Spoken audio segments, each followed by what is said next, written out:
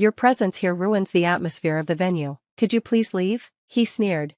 Though he was technically my brother-in-law's father, his words cut deep. I had traveled a long way to celebrate my sister's wedding, only to find out I was an uninvited guest to the groom's family. What's the matter? Hurry up and leave. Just having someone like you here ruins the wedding, he spat. Understanding I wasn't welcome, I nodded. Understood, I'll take my leave. I stepped outside and called my husband. What's going on? Why are you here? He asked, concern in his voice. I was told to leave, so I did, I answered honestly. There was nothing else to say. What does this mean? He muttered darkly, turning his gaze toward the groom's family. They stared back, unrepentant. My name is Lisa, and I'm 32 years old. I live with my husband, who is 11 years older than me. The only family I have left are him and my younger sister, Summer, who is 10 years younger. Our father left when I was 10, leaving us in a single-parent household. Summer had just been born, and our mother worked tirelessly to raise us. She juggled jobs from morning till night, and I stepped in to take care of my sister. Despite the hardship, I never complained. We managed until I graduated high school, but years of overwork caught up with my mother, and she passed away. With no extended family to rely on, Summer and I were left to fend for ourselves. What's going to happen to us now, sis? Summer asked, her young face full of fear. Don't worry, I'll manage somehow, I reassured her, though I had no plan. I found a job as a clerk at a small company. The pay wasn't great, but they were willing to hire a high school graduate. It was a small workplace, so I quickly found myself handling a variety of tasks. At first, it was simple clerical work, but my responsibilities grew over time. The boss, however, was kind and supportive. Lisa, would you like to earn a qualification? He asked one day. A qualification? Yes, it's a bit specialized, but we need someone qualified. And you're young, it shouldn't be too hard for you to study, he explained. Would this be outside of working hours? Don't worry, we'll cover the exam fees and textbook costs. Please, I'm asking as a favor. The boss's earnest demeanor made it hard to refuse. Besides, earning a qualification could open more doors for me in the future. I thought of Summer, her needs would only grow as she advanced through middle and high school. Understood, I agreed. Don't push yourself too hard, sis, Summer would sometimes say, her voice filled with concern. Don't worry about me. When you graduate high school, you can do whatever you want, I told her. As she entered high school, Summer began considering working right after graduation, but I didn't want her to struggle the way I had, so I convinced her to aim for college. There was one problem: my salary made saving for tuition difficult. I began thinking about changing jobs. When I confided in my boss, I expected disappointment, but he was surprisingly understanding. I completely understand, he said. Actually, I know someone starting a new company. They're looking for someone to handle clerical work. A new company? Yes, and don't worry, it's run by someone very capable. Their business is already doing well, and they're looking for talented employees. The boss assured me the new company's work would be similar to what I was already doing. It sounded ideal, though leaving felt bittersweet. I've been thinking of closing this company soon anyway, my boss admitted. Most of us here are nearing retirement, and it's getting harder to keep up, so don't worry about leaving, you've done more than enough. After 5 years with the company, hearing his kind words brought tears to my eyes. Don't cry, he said gently. If I make a young girl cry, my wife will scold me. It's better when you smile. With his blessing, I joined the new company. Nice to meet you, I'm Mike. My new boss introduced himself. He was 38, with an air of professionalism that was hard to miss. Nice to meet you, I'm Lisa, I replied. We really needed someone with your qualifications. You've been a great help already, Mike said warmly. If you could handle things at your previous company, I'm confident you'll excel here. Thank you very much, I said, feeling both nervous and excited for what lay ahead. I was nervous, but I think I handled it well. Before I knew it, Mike's company had become my new workplace. It was a startup, aggressively expanding, and Mike was at the center of it all. Though it was a new company, it seemed well-backed, with many big projects already on the table. I'm really grateful to have you here, Lisa, Mike said one day. Your office skills are specialized, and it helps that you have such a strong background. I'm glad I invested in your training. His words made me happy, and as time went on, I could see the company growing. Mike appreciated my work, And I no longer worried about my sister's tuition or our daily expenses. "You seem so lively these days," my sister commented one morning. "Really? Before, you always seemed overwhelmed by work, but now you seem to enjoy it." "Maybe it's because of someone," I teased. "Mike?" she asked, joking. "Don't be silly," I laughed. "Go get ready for school." 4 years later, I was 27, and my sister was about to graduate high school. She was doing well in school and aiming for her preferred university, barring any health issues. She was expected to pass. Meanwhile, Mike's company was flourishing, taking on larger projects, and Mike was a brilliant leader, always bringing in new work and building partnerships. The number of employees quickly increased, and before I knew it, I was training new hires. "How about a trip sometime?" Mike suggested. "A trip? But my schedule." I anticipated that. "I'll make sure to wrap things up early. Leave it to me." "Thank you, but that feels like a luxury." Mike insisted. "Let's relax a bit. You've earned it." As part of the founding team, I spent a lot of time with Mike. Naturally, our relationship grew romantic. Despite the 11-year age difference, it didn't matter to me, but there was one thing on my mind: could we wait to get married? One late night, just the two of us in the office, I decided to share my feelings. "Mike, it's not that I don't want to marry you. You're a wonderful man, and I do want to marry you, but I have my sister. She's much younger than me, and until she's independent, I can't leave her. Could we wait until she graduates?" I feared it was a selfish request. Mike, already in his mid-30s, was likely thinking seriously about marriage. I wasn't sure if it was too much to ask.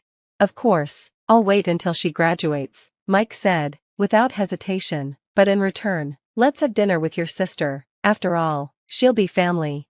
I was touched by his understanding. His assertiveness was part of what made him such a successful entrepreneur. So, the three of us began spending more time together.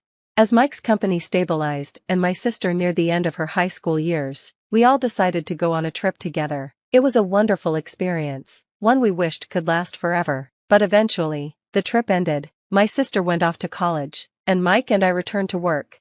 Since the university was nearby, my sister still lived with me, but I knew we'd see less of each other. Around that time, she told me she wanted to get a part-time job.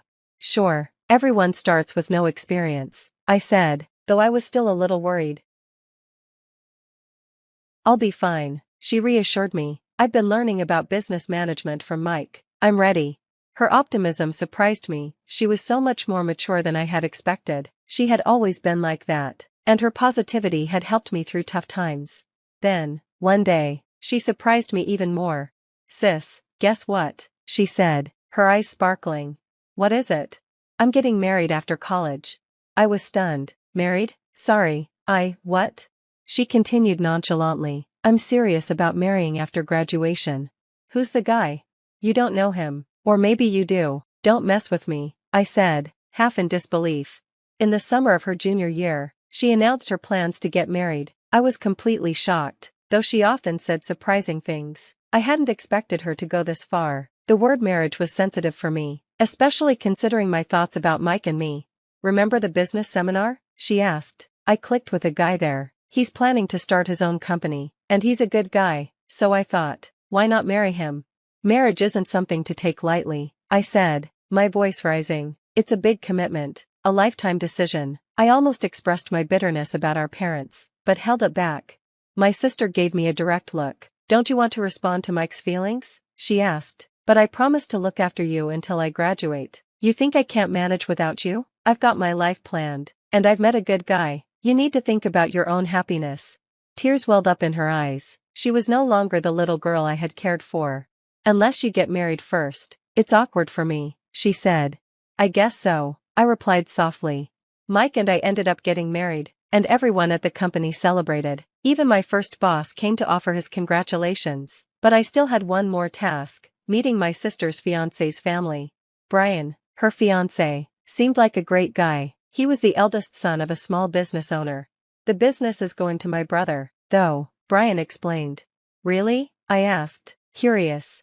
"I always wanted to start my own business," he said, "and I liked the idea of working with our family business, so we decided to start our own company together."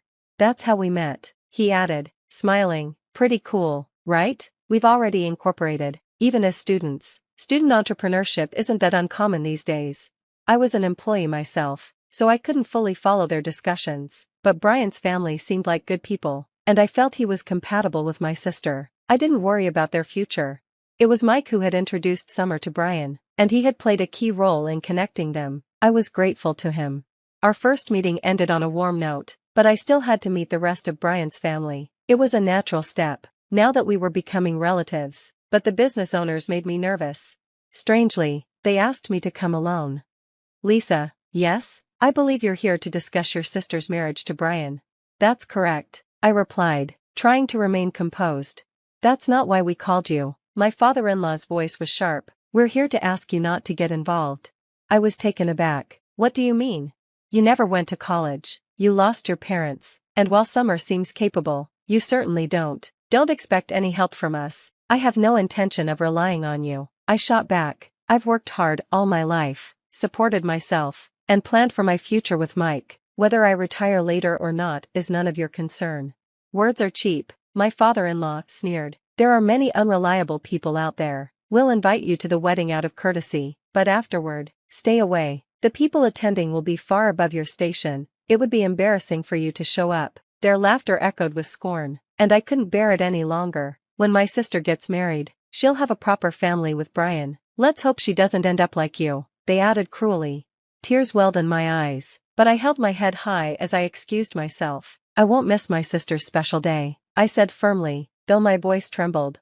As soon as I was outside, I half ran home, tears streaming uncontrollably. No matter how much I washed my face, the pain lingered. Looking at my red, swollen eyes in the mirror, I whispered to myself, I'll never let them see me like this again. The insults didn't just hurt me, they felt like an attack on everyone who had supported me throughout my life. But no matter what, I resolved to attend my sister's wedding. Watching her get married felt like a final act of letting go, a passing of the torch. Time flew by, and soon, her college graduation and wedding day arrived. You'd better come to my wedding, sis, my sister teased. I've planned an amazing day. I wouldn't miss it for the world, I replied with a smile, hiding my unease about seeing Brian's family again. The venue was extravagant, and the guests exuded wealth and prestige, dressed in formal wear. I felt overwhelmed but kept my composure as I showed my invitation to the usher. He guided me to a private room. As soon as the door opened, mocking voices greeted me. So, you actually came. You really don't understand social cues, do you? Standing before me were Brian's father, mother, and younger brother Dustin, all dressed in high-end suits and designer attire. Why are you here? Dustin sneered. Do you not realize how far beneath us you are? Having someone like you here lowers the venue's prestige. You weren't really meant to show up, his father added. Even though we invited you, we expected you to know better. Get the guards to remove her, Dustin said dismissively. The flood of insults continued, cutting deep. I endured them silently until they crossed the line. What if Summer ends up like you? Dustin spat. She won't, I snapped, my voice shaking. Summer is hardworking and smart. Besides, she and Brian are starting their own business together. Ridiculous. Brian will take over our company, not start some side project, his father scoffed. That's not what they said, I countered. They've already incorporated their own company. Their faces twisted in disbelief. Before they could hurl more accusations, the door opened. Sorry I'm late. Mike's voice filled the room. The family's demeanor shifted instantly. Mike, it's been too long. They greeted him warmly, falling over themselves to show respect. Mike ignored their pleasantries. Have you seen my wife? Your wife, they echoed, shocked. Oh, there she is, Mike said, spotting me in the corner. Why are you standing there? They told me to leave, I said softly. Mike's expression darkened. Why would you tell my wife to leave? She's also the bride's sister. The room fell silent, their faces pale. We didn't know, the father stammered. Explain what happened, Mike demanded. I recounted everything truthfully. So, you insulted my wife and tried to humiliate her? Mike's voice was icy. Insulting her is the same as insulting me. Is that how you treat family? We didn't mean to insult her, they stuttered, visibly sweating. Then what did you mean? Mike's piercing gaze made them shrink. After a long pause, he continued, I do business with your company, but we're not family. Brian is my friend, but that doesn't mean I'll tolerate disrespect toward my wife. Effective immediately, I'll be ending our business relationship. Wait, that will ruin us, Brian's father cried. Please reconsider. I won't. Don't worry, though, I'll work with Brian and Summer's new company instead. They've earned my trust.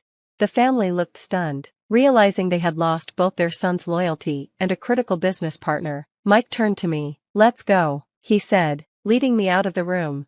The wedding proceeded without further drama. Brian and Summer began their new life together, moving into a new home as they focused on growing their business. Meanwhile, the in-laws faced the consequences of their actions, their company struggling without Mike's support.